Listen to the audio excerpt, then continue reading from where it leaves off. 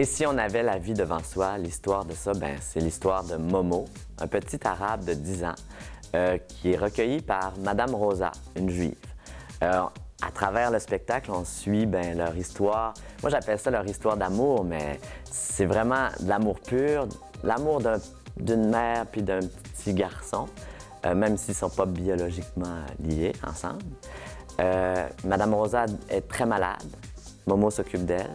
Il y a plusieurs thèmes comme ça qui sont abordés dans le spectacle. C'est une vraie source de vie quotidienne avec tous les soucis et les peines. Sa santé n'était pas bonne non plus. Oui, la technique de manipulation dans « Et si on avait la vie devant soi », c'est pas de la marionnette à proprement parler, c'est plus proche du théâtre d'objets, en fait. Nous, on a des grands panneaux avec des images imprimées dessus. Les images sont en noir et blanc. Puis ces panneaux-là nous servent à tout évoquer dans le spectacle. Ils nous servent de décor, ils nous servent de costumes, à faire des personnages.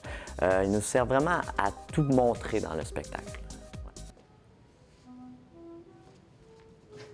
Le petit endroit était encore plus petit que ça. Et Madame Rosa n'y tenait pas tout entière, à cause de son étendue. C'est un spectacle très important pour moi parce que c'est le plus gros défi que j'ai eu à relever, le plus gros défi théâtral que j'ai eu à relever dans toute ma carrière. Mais c'est aussi, ben, le texte, c'est tellement un beau texte à porter et à dire. Je suis vraiment fier de ça, premièrement.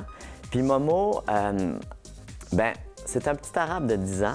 Moi, j'ai rien d'arabe, j'ai rien de 10 ans, mais je me sens tellement proche de lui, ça a été tellement facile à trouver que de porter ce texte-là, ce personnage-là sur scène, puis de le dire aux gens, c'est très important pour moi. C'est presque viscéral, là, cette affaire-là, là, cette histoire d'amour entre lui et moi, là.